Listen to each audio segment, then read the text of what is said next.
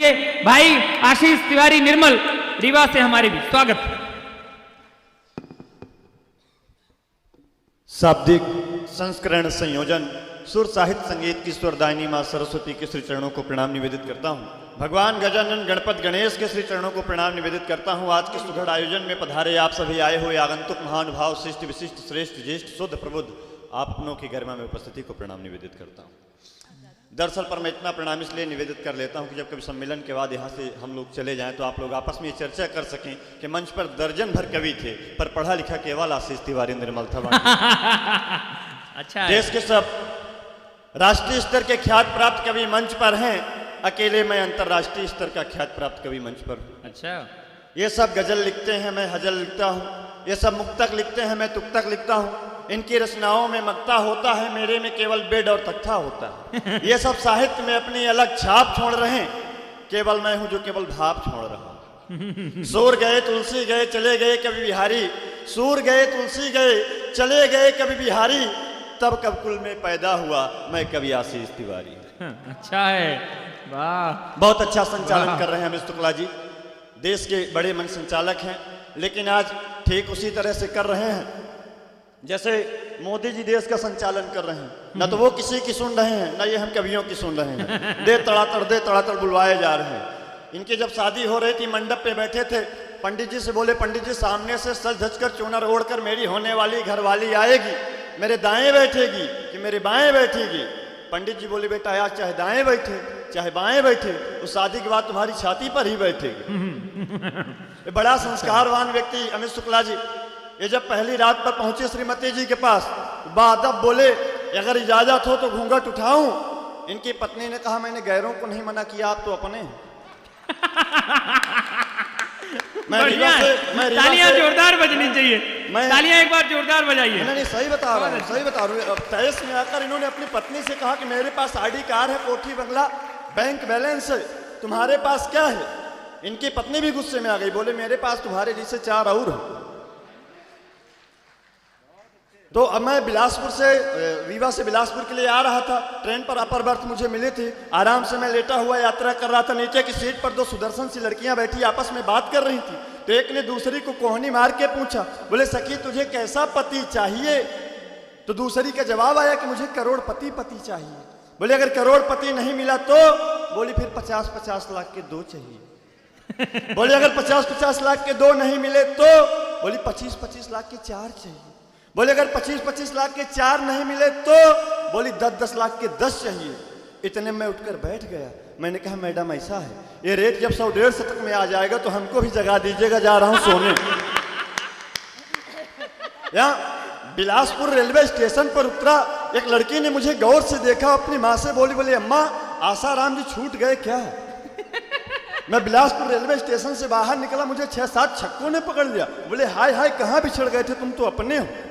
इतने में गजेंद्र प्रियांशु भैया का फोन आया, बोले निर्मल भाई कोई दिक्कत हो गई क्या? मैंने कहा भैया अभी मैं लाफ्टर में एक कार्यक्रम में गया था, चोटी मैंने बढ़ा रखी है, बिलासपुर आए छक्कों ने पकड़ लिया। बोले तुम अपने हो, क्या करूं? बोले चोटी बढ़ा रखे हो इसलिए दिक्कत हो रही, जाओ बाल कटवाओ। हम एक नाई की दुकान में गए, हमने कहा भाई साहब मेरी चोटी काट दो। उसने मेरे बाल गौर से देखे, बोले इतने बड़े बाल काटने के 500 रुपए लगेंगे। मैंने कहा यार क्या बात करते हो? उधर एक जापानी बैठा था, बोला इतने लंबे बाल काटने के हमारे जापान में 80,000 लगते हैं। मैंने कहा तुम बहुत पिछड़े हुए देश से हो, हमारे रीवा सीधी सतना बिलासपुर रायगढ़ यहाँ तो 50-60 रुपए में गला उतार देते हैं। क्या बात है, वाह वाह वाह वाह। चार पंक्तियों से जुड़ता हूँ प्रेम प्यार, स्वागत है। कि सच्ची मोहब्बत का फर्ज निभाने में, सच्ची मोहब्बत का फर्ज निभाने में मेरी एटलस की साइकिल बिक गई उसको चाट खिलाने में। फिर इस तरह मोहब्बत खत्म हुई जमाने में, वो ससुराल चली गई हम पागल खाने में। बढ़िया है, बहुत अच्छे। मेरे सेल फोन में बैलेंस भेजो कहती है मुझको, हाँ। मेरे सेल फोन में बैलेंस भेजो कहती है मुझको, नहीं भेजूं तो वो मुझको परेशान हाल करती है, मुझे उल्लू बनाती है मेरी मासूक रोजाना, मेरा बैलेंस लेके अमित को कॉल करती है। चार पंक्ति और, इंटरनेट मोबाइल सबको यूज करते हैं। चार पंक्ति और, हाँ।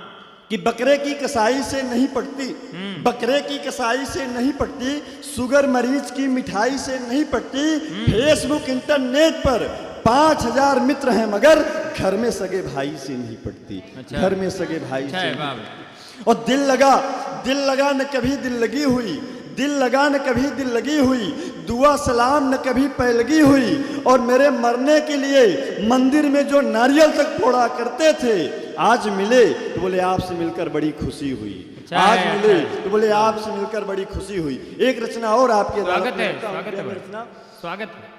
कि महिला मरीज ने आंखें खोलते ही डॉक्टर से कहा, महिला मरीज ने आंखें खोलते ही डॉक्टर से कहा कि डॉक्टर साहब आपने तो मेरा दिल ही चुरा लिया है, अब हमने यहीं रहने की कसम खाई है। डॉक्टर मुस्कुराकर बोला, मैडम शायद आप दुनिया में भी ना रहें, क्योंकि मैंने दिल नहीं किडनी चुराई है। क्या बात है, क्योंकि मैंने दिल नहीं किडनी चुराई है। अरे वे लोग जो पैसे के लिए किसी की किडनी चुराते हैं, इंसानी वेशधारी शैतान खुली आंखों नजर नहीं आते हैं। किडनी किंग ने कितनों की किडनियां चुराई, इंसानी लहू में डुबो डुबो कर रोटियां खाई। अफसोस कि अर्थवादी युग का आदमी गिरावट की सीढ़ी पर आकर खड़ा हो गया है, उसके लिए इंसानी रिश्तों से अब पैसा बड़ा हो गया है। क्या बात अब है, पैसा वाह, बड़ा वाह, हो गया वाह, है। अमित भाई बढ़िया संचालन कर रहे हैं। इन्होंने मुझसे कहा कि भाई हास्य व्यंग मंचों पर अच्छा पढ़ते हो, कुछ कविताएं अखबार में छपने के लिए भेज दो। मैंने जिंदगी की पहली कविता और फोटो अखबार में छपने के लिए भिजवाई। कविता नहीं छपी, फोटो शोक समाचार में छप के आई। मैंने इनको बताया, इन्होंने कहा कोशिश करने वालों की कभी हार नहीं होती, एक बार फिर भेज दो। मैंने फिर एक कविता एक फोटो अखबार में छपने के लिए भिजवाई।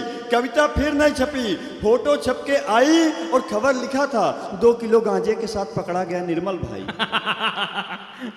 मैंने इनसे कहा बड़ी मिसअंडरस्टैंडिंग हो रही है, संपादक महोदय के पास लेकर के गए, बोले इनकी फोटो अभी गांजे के साथ छप गई, इसके पहले शोक समाचार में छप गई। उन्होंने कहा भूल सुधार कालम में आपकी फोटो छापी जाएगी, आपसे माफी मांगी जाएगी। हमने कहा बड़ी अच्छी बात है। 5वें दिन फिर मेरी फोटो अखबार में छप के आई और इस बार लिखा था, बड़े दुख के साथ खेद है अभी तक जिंदा है निर्मल भाई। बहुत अच्छे।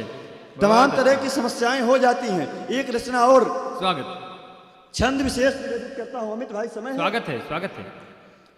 छंद विशेष निवेदित करता हूं। दिसंबर 2012 में दिल्ली में दामिनी के साथ जो कुछ हुआ, अलीगढ़ की ट्विंकल शर्मा के साथ जो कुछ हुआ, हमारे हिंदुस्तान के इलेक्ट्रॉनिक मीडिया प्रिंट मीडिया का सबसे बड़ा अपराध कि ऐसे दोषियों के लिए सीधे फांसी की मांग करते हैं। मैं नहीं चाहता कि ऐसे दरिंदों के लिए फांसी की सजा हो। क्यों, मेरा निवेदन सुनिएगा। स्वागत।